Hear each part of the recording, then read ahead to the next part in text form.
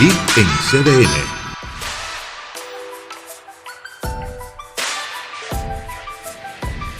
Buenas noches amigas y amigos, bienvenidos a este su espacio, la casa de todos, Lilith en CDN.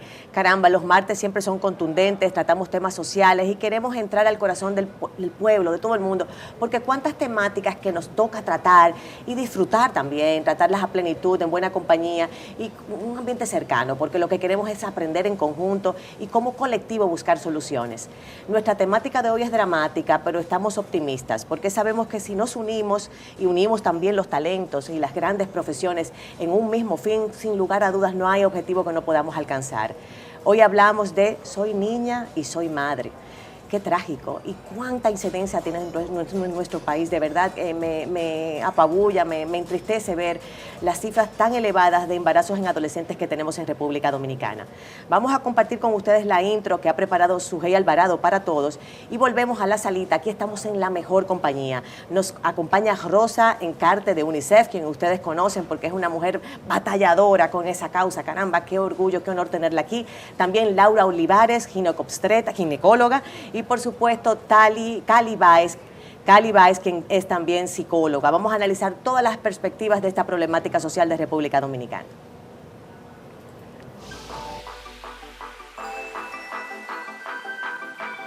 El embarazo en las adolescentes es un problema de reconocida trascendencia.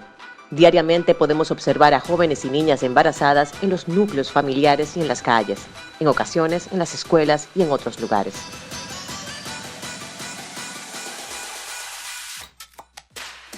Son muchos los factores que conllevan al ejercicio cada vez más temprano de la sexualidad en los y las adolescentes y por ende en los embarazos precoces. También en algunos países de Latinoamérica y del Caribe se carece de políticas públicas de salud sexual y reproductiva. No se valoran los derechos sexuales y reproductivos de las adolescentes.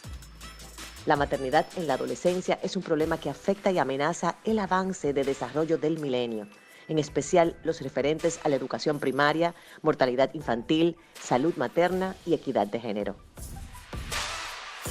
Pero, ¿cómo se puede erradicar esta situación? ¿Cómo se puede prevenir y cómo podemos concientizar a los niños, niñas y adolescentes sobre esta situación? Hoy, en Lilith en CDN, la casa de todos, tratamos este tema. Soy madre y soy niña.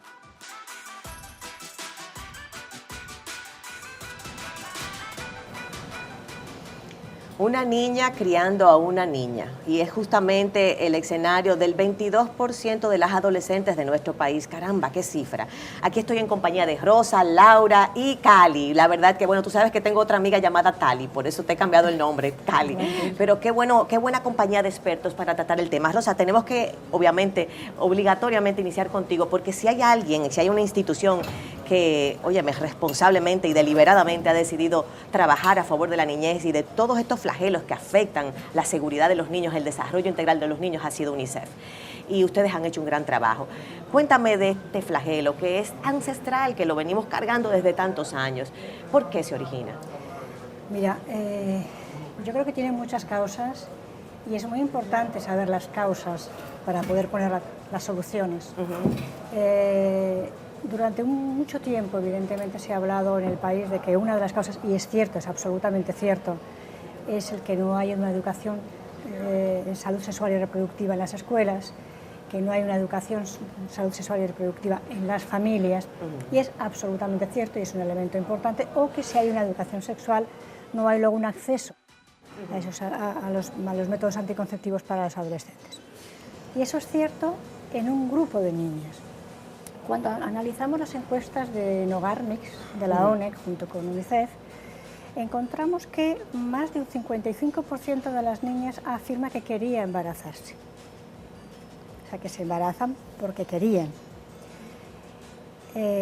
Cuando luego analizamos un fenómeno que va paralelo al embarazo adolescente, que son las uniones tempranas, las niñas que se casan antes de los 18 años, encontramos en un estudio que hicimos junto con el Banco Mundial que 2 de cada 3 embarazos se dan cuando la niña está casada. Entonces, no podemos tratar el tema del embarazo adolescente si no tratamos el problema de las niñas casadas. Unión temprana. Unión temprana ellas se llaman niñas casadas, se reconocen como niñas casadas y definitivamente así las llamamos porque a veces lo de unión temprana no acaba de entenderse, ¿sí? Claro, claro. Entonces, y tenemos otro grupo de niñas que se embarazan producto del incesto, del abuso sexual o de la explotación sexual. Tenemos también que trabajar en la protección de esas niñas, en la persecución de esos delitos, si queremos acabar con este embarazo adolescente. O sea, digamos que tenemos por lo menos 3 formas diferentes de llegar a este embarazo adolescente. Porque estás casada, ya veremos luego cómo uno llega a estar casada, pero porque está casada, porque ha sido abusada o violada o explotada sexualmente, o porque no ha tenido conocimientos de salud sexual reproductiva, o acceso, o vergüenza para tener acceso a un método anticonceptivo. A un método anticonceptivo. Esas son, diríamos, las causas inmediatas. Luego hay una serie de causas, diríamos, estructurales que podemos enmarcar. Esos son los capitales, los problemas capitales. Tú sabes que en ese aspecto, antes de entrar al aspecto fisiológico y mental de la niña, me llamó mucho la atención ver que muchas niñas señalaban que sus madres las forzaban, porque era el término usado, a unirse a un señor, muchas veces mayor, porque entendían que de esa forma estaba garantizado el futuro, la estabilidad económica, digamos, de la familia. Y es un cuadro que he visto muy frecuente. Mira, es un tema tan importante. Nosotros trabajamos ya desde hace casi 2 años con este tema, con campañas de comunicación que vamos a empezar en las escuelas dentro de casi un par de semanitas nada más, para que los niños empiecen a ver el tema del matrimonio infantil, la unión temprana o estar casada de otra manera. Es un tema tan frecuente en el país. El 37% de las niñas, de las mujeres de 20-24 se casaron antes de los 18, y si vamos a la población económica más pobre es un 60%. O sea, el 60% de las niñas más pobres están unidas o casadas. ¿Por qué? Y están obviamente pariendo, están teniendo niños en esas condiciones. Claro. Entonces, ¿por qué? Porque la pobreza está muy ligada a la unión temprana, la pobreza está muy ligada al embarazo adolescente, porque muchas familias con la mejor intención del mundo piensan que casando a esa niña con un señor adulto la va a sacar de la pobreza. La realidad nos dice, y los estudios nos dicen, que esa niña no solo no sale de la pobreza, sino que abandona la escuela, tiene más hijos, no registra a sus hijos tienen menor desarrollo intelectual, sobre todo en la primera infancia. Y ese hombre, en teoría pudiente, no responde. Ese hombre normalmente no responde, y esa mujer, definitivamente, se ha comprobado luego, que gana un 17 hasta un 20% menos que una persona que se haya casado más tarde. En los cálculos que hicimos del impacto económico de la unión temprana, vimos que la pobreza en ese grupo de mujeres es de un 40%, mientras que en la pobreza en el grupo de mujeres que se casan más tarde es de un 20%. Si no hubiera matrimonio infantil, disminuiría la pobreza del país en un 10%. Y tendríamos unos ahorros de 4.000 millones de dólares anuales en el 2030. Eso solo sin contar ya el problema y el drama niña a niña, caso a caso, que es tan triste, Laura, y que yo sé que tú conoces y te sensibilizas como pediatra, como ginecóloga, perdóname. Fíjate tú que hay un componente físico dentro de ese embarazo a destiempo. Así es. ¿Cómo lo ven ustedes como ginecólogos? Bueno, lo primero que hay que tomar en cuenta es que la adolescencia es un proceso, un momento de transición. O sea, estamos hablando de un ente que es niño, que va a transformarse en un ente adulto. Por lo tanto, todos los cambios fisiológicos simplemente están en proceso de, no han terminado, no han finalizado. Por lo tanto, ese despertar de niño a adolescente es vital para prevenir entonces los casos de los que estaba hablando doña Rosa. En el caso del proveedor de salud es muy importante poder acoger a esos niños. En mi caso yo soy ginecóloga, pero podría iniciarse desde el pediatra, que está capacitado igualmente para tratar todos los temas de sexualidad junto con el niño y sus padres o tutores. Entonces, la sexualidad hay que hablarla desde mucho antes del despertar de las hormonas de ese proceso de la adolescencia, hay que hablarla desde niños. Para que se prepare mental y también esté preparado para esos cambios. Fíjate que cuando ya se da el caso, porque lamentándolo mucho en los ambientes más vulnerables del país, no se da esa comunicación, incluso hay hacinamiento y no hay realmente ese proceso educativo que necesitamos. Sí. Entonces, se puede ver una niña de 14, 13 años, Rosa, tú lo has visto todos estos casos, embarazada, cuando prácticamente vio la menstruación poco tiempo antes, o sea que uno dice, caramba, este cuerpo no está formado. ¿Cuáles son las implicaciones en un parto de esa naturaleza o en la formación de un feto, de un bebé, bueno, en una niña? El embarazo en adolescentes está asociado a un partos pretérmino, o sea, antes de tiempo. Esos esos niños van a ser prematuros, van a tener bajo peso, más frecuente cuando sus madres son adolescentes. Puede haber mayor incidencia de traumas durante el momento del parto. Esa adolescente no va a estar capacitada mentalmente para aceptar el proceso del parto, va a ir menos a las citas ginecológicas. Que pasa mucho eso, Laura, que llegan ya en un proceso avanzado porque lo han negado, lo han ocultado, ¿cierto? Van a llegar tarde a la consulta de obstetricia en este caso para chequear el embarazo, por lo tanto los chequeos de embarazo no van a ser regulares. El acceso a la información que pudieran tener en esos chequeos va a ser mucho menor y esa mujer, niña, va entonces a ser más propensa a tener infecciones durante el embarazo, a tener complicaciones, internamientos durante el embarazo, que es lo que pudiera tener una mujer embarazada en otra edad o en edad fértil, ya sería luego de los 20 años. En la edad conveniente. Laura menciona las implicaciones psicológicas, porque obviamente eso baila muy pegado. Cuéntanos, Tali, por favor, ¿qué pasa por la mente de una niña que se da cuenta que está embarazada? ¿Cuál es ese proceso de aceptación, de, no sé, de transformación?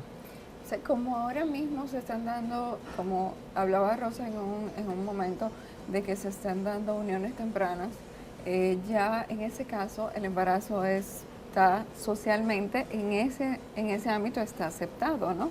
Y muchas veces buscado, con la esperanza del bienestar, lo que hablabas tú antes, Lili, del bienestar económico de la familia, no ni siquiera de ella, sino de la familia en general.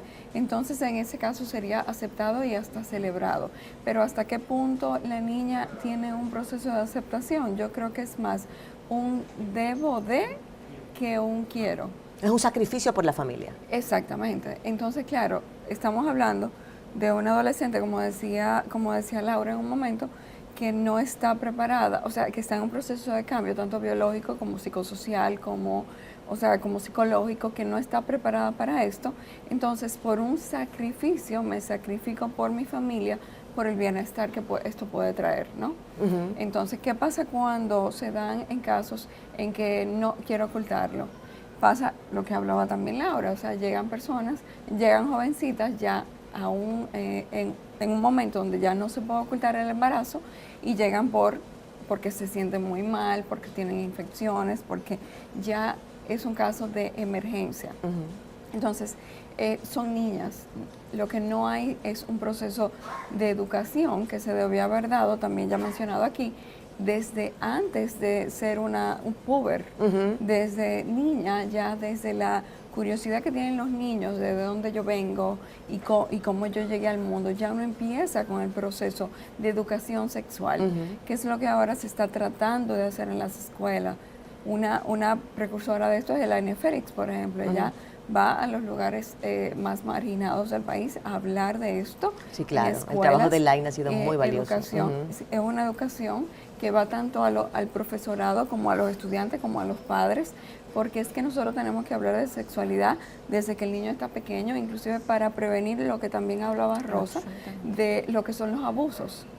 Lo que son los abusos que se dan muchas veces más dentro de la familia o personas conocidas que están con contacto con las personas de la casa que una persona externa. El abuso se da muchas veces dentro. Claro. Y un niño que no entienda que tiene partes privadas, que se tiene que cuidar, es un preadolescente, un adolescente que es muy propensa a que esto víctima muy vulnerable. Rosa, hay una frase que a mí me cautivó, que tú señalabas en una locución pública. Tú decías, ser niña y mujer en muchas partes de República Dominicana es muy difícil.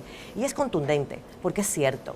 Sí, realmente es contundente y es cierto. Y a todo lo que acaban de comentar mis compañeras, que comparto plenamente, ¿no?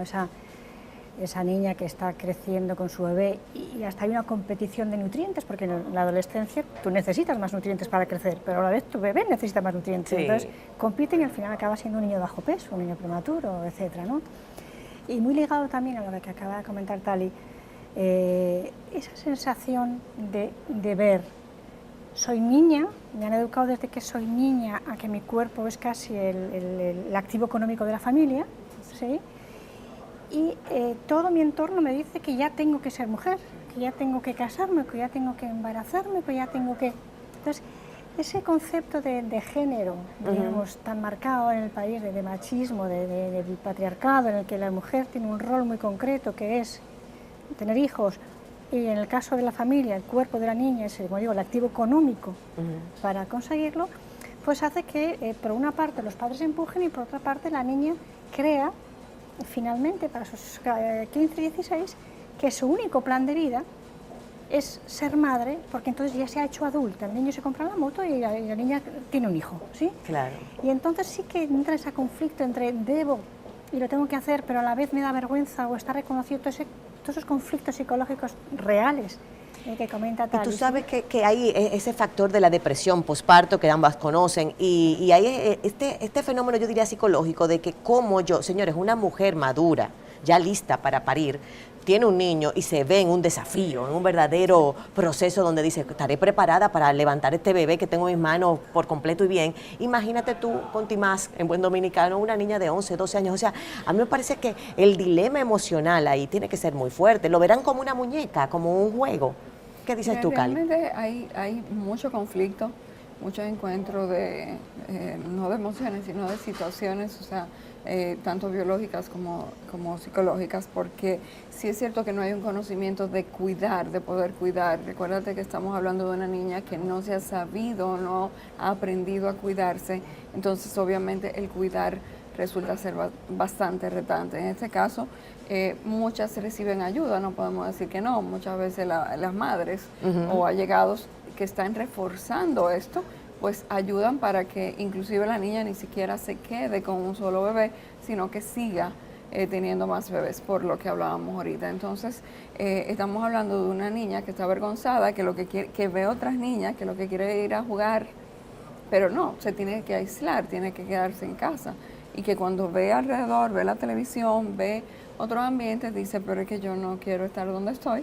Entonces puede también haber un conflicto entre yo no quiero ese niño. O sea, ¿por qué? Porque yo no estoy preparada, porque yo quiero hacer otra cosa, yo quiero salir para allá afuera, yo quiero subir. Como un árbol, es una persona inmadura, puede tener una indiferencia, no sentir realmente ese peso específico. Exacto. De lo que un rol de madre conlleva. ¿Qué dices tú de eso, Laura? También hay que saber identificar esas probables depresiones postparto durante el proceso del chequeo prenatal.